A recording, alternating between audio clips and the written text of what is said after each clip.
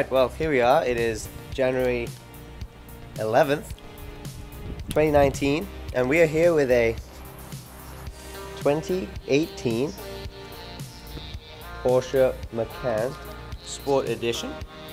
The Cayenne, as you can see, is not with us. It's at the dealership, and they gave me this as a loaner, so we're gonna do a little walk around, and then we'll do a quick review. I've gone for a spin already, just from the dealership back here. It's a pretty nice little car. It's been, it's a good size. It's, you know, obviously smaller than a SUV, but bigger than a car. Doesn't make a lot of sense to me, but my mom really likes it. I can see why people do like it. It's quite pretty from the outside. It's got cool LEDs, twin pipes. Interior is fairly standard Porsche fare for the year that we're in. So I've always liked this steering wheel, pretty nice wheel. Cup holders. You got a lot of power outlets. You got an outlet here, USB, auxiliary, standard sort of buttons. The Sport Edition, I guess, gets the Sport buttons here, so you damper control and imagine some throttle response. You got an exhaust button over here, and heated seats up here. Good display. This is quite a nice clear screen, but a lot of plastics, you know. This is plastic. This feels pretty cheap. These seats are really firm, actually. Very different from the Cayenne. Cayenne has very sort of soft, supple, luxurious, very comfortable seats. This is definitely more of a sporty feel, much more firm. Dials obviously pretty much the same. The mini dial, it's the three circles rather than the, what does it have, like 5? On the Cayenne, the 911. This one's got the big moon roof, which is really nice. Cool in the summertime. But yeah, all black, so pretty bland, but standard for a loaner. So we'll go for a ride and give you my thoughts, and that'll be that. Pretty fun though. Alrighty, so here we are in the 2018 Macan base model Sport Edition, and it's a pretty nice car. It's obviously an SUV that wants to be a car, so a little bit higher on the road. It feels like a car size, but then you're just a little bit higher up. The steering, obviously the electric rack, all my cars are hydraulic racks, so it takes a little bit of getting used to like the new feel, but it's very responsive, very tight, very crisp, and very easy. You know, I can see why it's a popular car for the mainline moms of the area. It's a nice size, you don't feel too overwhelmed by it, and it's very easy to drive. You know, none of the controls are difficult to operate. Obviously there's no clutch. The trans is really the standout for me because it's so fast.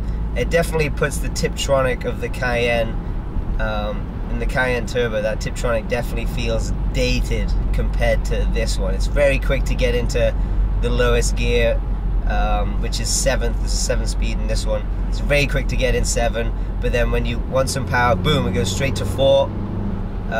No problem. Of course, with the Tiptronic, you can't skip gears. You have to go through each one individually. So the trans for me is a standout. As far as the visual, a little bit of a problem seeing out of the little window by the C-pillar, but as far as straight ahead and to the sides, really good. The rear view is surprisingly, oops, I don't have my mount, so this is a little bit of a, I need a straight road. But yeah, the rear window, considering how small it is actually not bad when you're looking out of the rearview mirror. The seat, the interior stuff, the main thing is just a lot of plastics. You know, it's just a hard plastic. The only thing that really gives away that, you know, it's not a high-end car is just the hard plastics. You know, it's still not finished amazing. You don't feel like you're in a really expensive car. You kind of, honestly, if the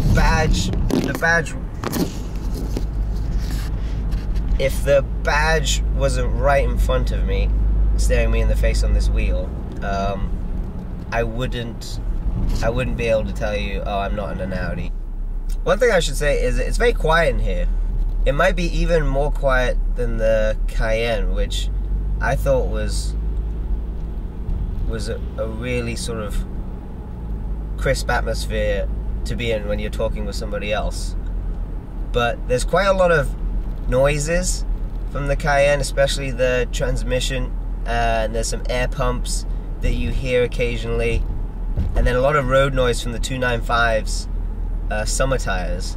So you do build up a lot of noise, and then I think the air as well, as it's whooshing over such a big, what is essentially an airline freighter on the road, you do get a lot of noise. So this is obviously, a lot of the cars that I drive most of the time are 10, 15, 20 years old, so they don't have the sound insulation that these modern cars do, and this 2018 is very, very quiet in the cabin. It's nice. I don't really hear the engine much. Definitely don't hear the trans, which is nice.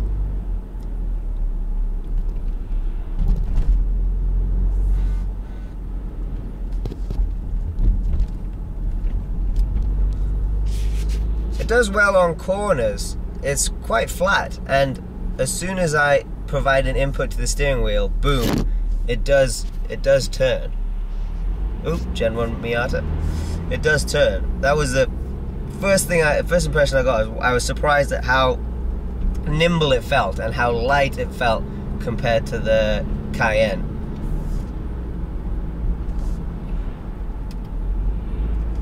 And just the proportions of it are very manageable. Very manageable. I don't feel like I'm in danger of hitting anything. I don't have to be super aware of what's around me because I just feel like I'm in a little car.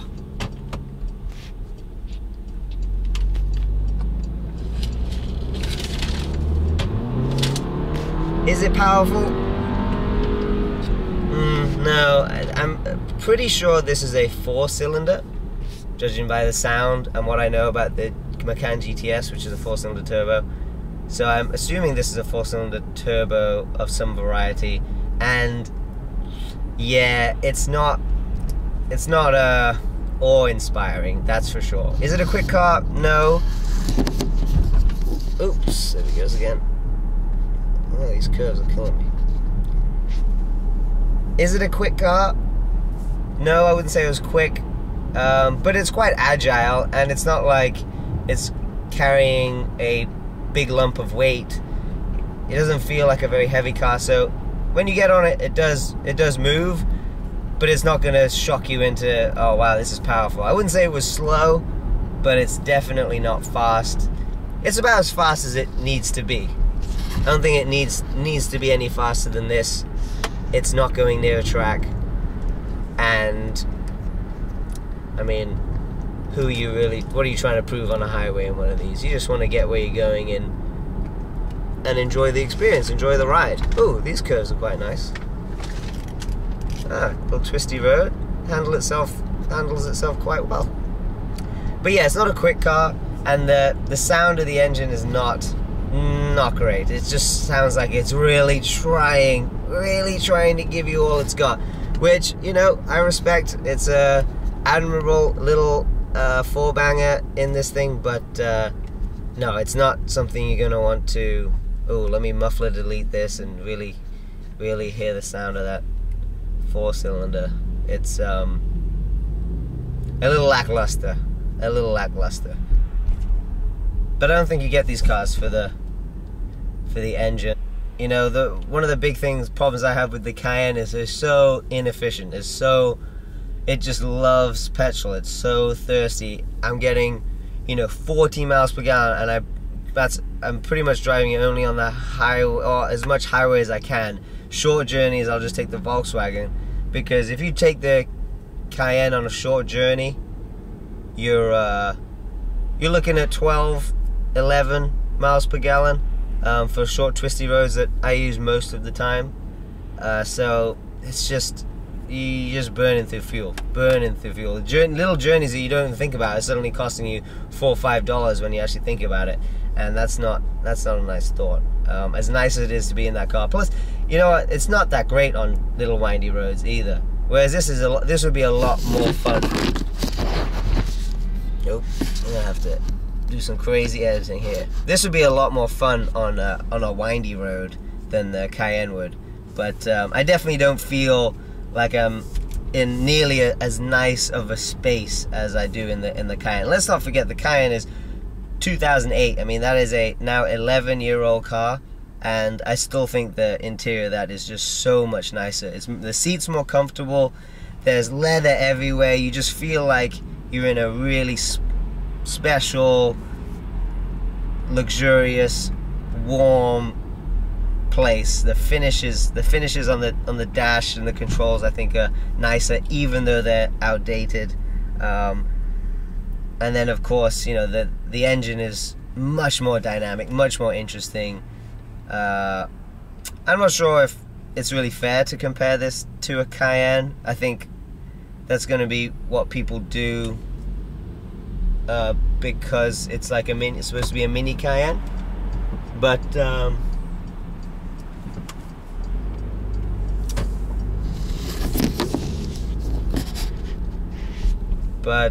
I think it's probably better to compare this car to maybe a Q5 or Q3, whatever the small Audi is. I think that's probably the better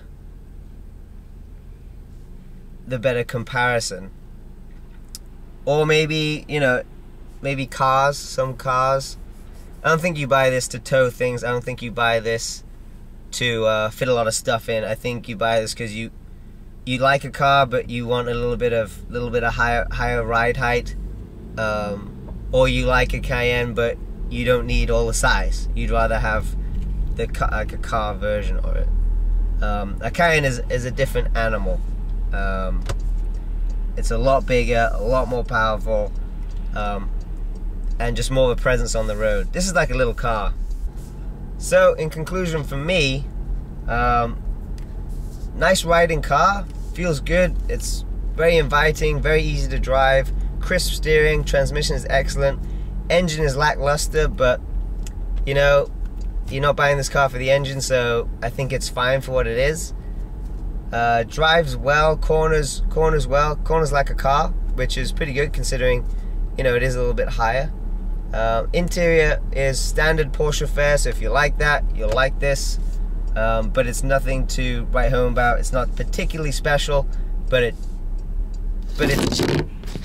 is excellent for, you know, the simplicity, and the buttons are very well made. You know, it's all right. That's German here, getting into the Macan Sport Edition. P. Maleka behind the wheel. Watch out. Oh yeah. Hide your kids. Wow, it feels like a car. You're right. It feels light. It does feel light. It feels agile. You'll see when you do like little corners and stuff. I'm gonna put the address 305. Is this 305? I put 610 the other day. Wow, it feels like you're driving like a GTI, like. Yeah, it feels like a little car. Wow. Interesting. So you feel smaller than the M5? M5, definitely smaller than the M5. Oh my gosh. No, it feels more like a GTI. It feels like a Golf. Yeah. What engine's in here? It's only using 4 cylinders. It's a 4-cylinder. Oh, it is? 4-cylinder turbo, I think. It can't be a naturally aspirated. I think it's a little turbo. 4-cylinder turbo. We'll look it up and I'll put it on the video what it is. Alright. It's easy.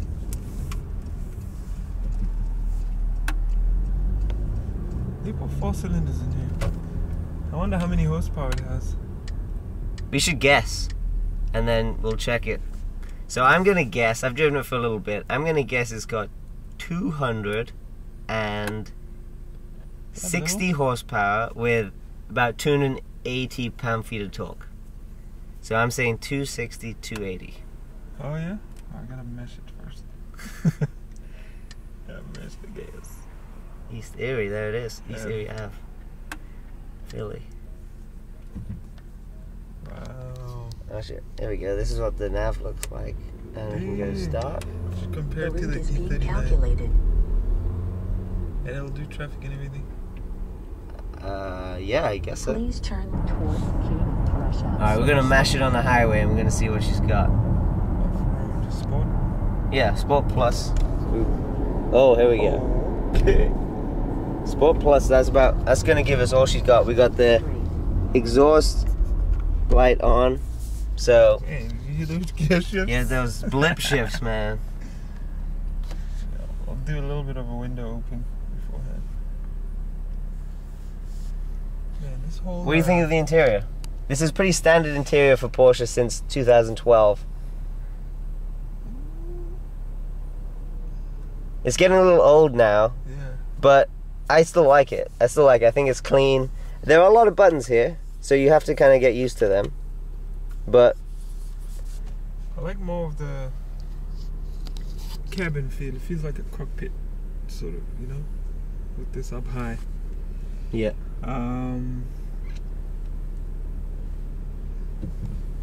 what about the seat? The seat's firm, right? It's firm, yeah. I feel like it's much stiffer than the one in the GTI, you know. Please follow US 202 north for 3/4 of a mile. Are we flat?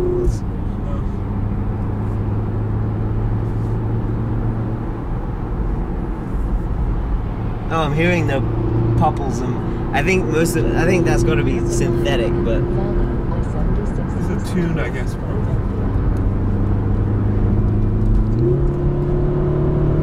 Yeah, you're right. was that flat? Yeah. Yeah. Base model doesn't have a lot of balls to it. This is base. That is mashed. That's flat to the floor. That's flat to the floor. 2 guys in there. Please follow And, I-76 east for 5 miles. 260. I've got to look up the price of this thing. That's the next thing I've got to look up. Like, what are we actually riding in? You know, like what does it cost to ride in this? This Audi needs to get out of the way. What happened to the Tesla? Oh yeah. Oh, maybe it's. Oh, What happened to the 911? they came to pick him up.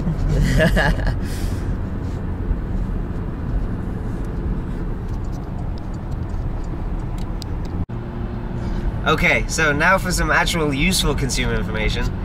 We're looking up the stats, and it is a 2-liter turbocharged inline-4 with 252 horsepower. So I think, Punch, you were a lot closer than I was by like maybe 10 horsepower. And 273 pound-feet of torque. Wow. 2 intake valve, 2 exhaust valves per cylinder.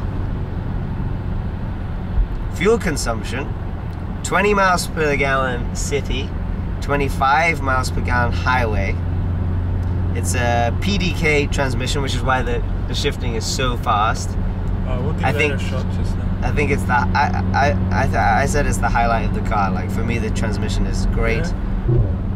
Wow.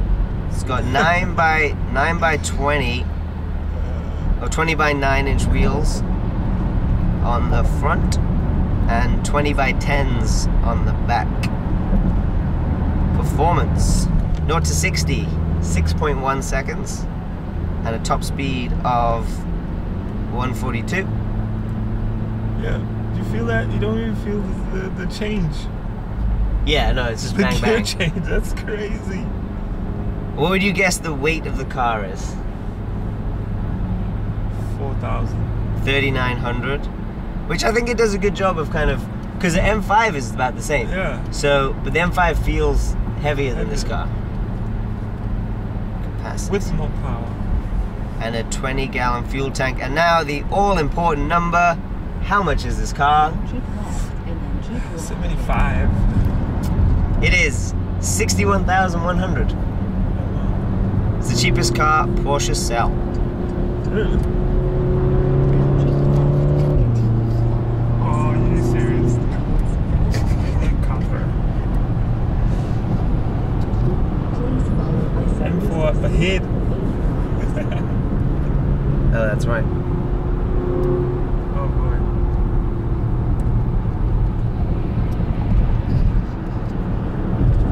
So, Punch, final impressions on this Porsche Macan Sport Edition before this video gets crazy long. I'm impressed that it is a 4-cylinder.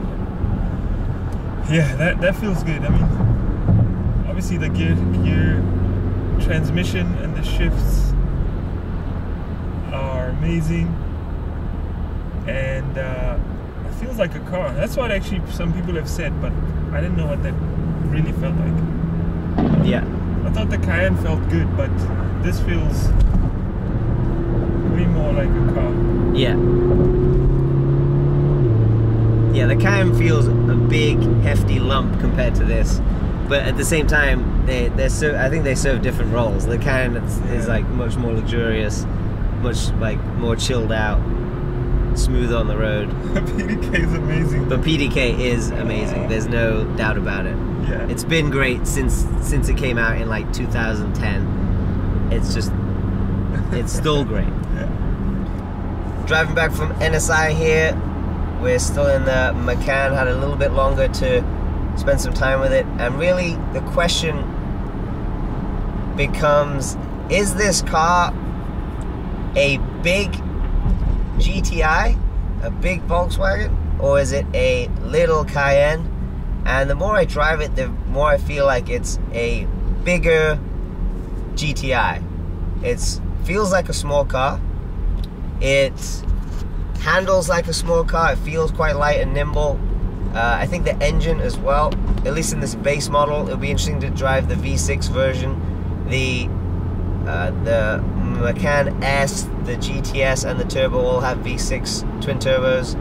It'll be interesting to drive those cars, see if they feel like, maybe they would feel like a smaller Cayenne.